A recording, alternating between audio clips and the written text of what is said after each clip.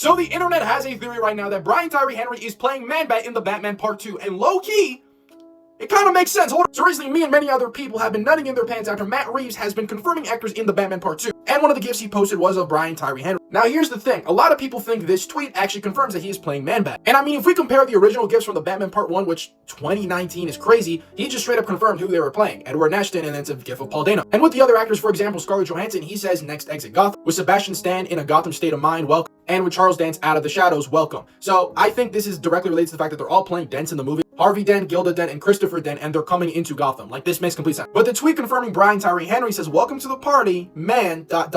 Now, I know a lot of people are going to be like, you're looking too deep into this. And it's not just me saying this, okay? It's a lot of the internet that have been saying this, okay?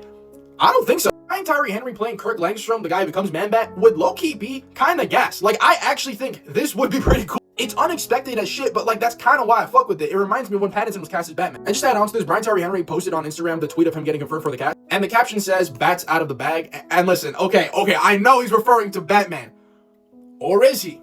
Or is he? I don't know. I'm just saying. Man-Bat's one of those characters that many people have said they kind of want to see in the Batman universe because he kind of fits like in a horror theme. It would be like the dopest thing ever if in the climax he has to go up against Man-Bat and use like a gliding cape, because in the Batman he had like that scroll, but then he knows he has to improve it more to like maneuver better, and then we get this. Like, bro, that'd actually be peak. This goes hand in hand with one of the other castings of Sebastian Koch, a German actor, also being confirmed for the cast, which I said Mr. Freeze, and many people were like, yo, you're tweaking, it makes way more sense for Hugo Strange. And you know what?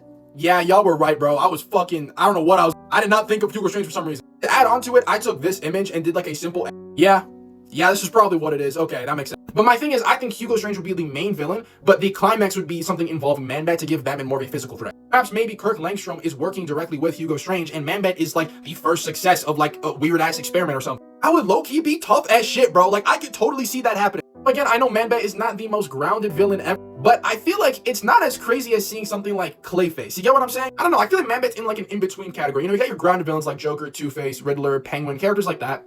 And then you got like, your Clayfaces, your Poison Ivy, your fully mutated Killer Croc. Man-Bat could low-key, with a few tweaks, fit in like a middle category between those. Or maybe I'm going insane. I don't know. I think it could work. But yeah, if this is the case, I fuck with the casting. I can't lie. I think it's pretty cool.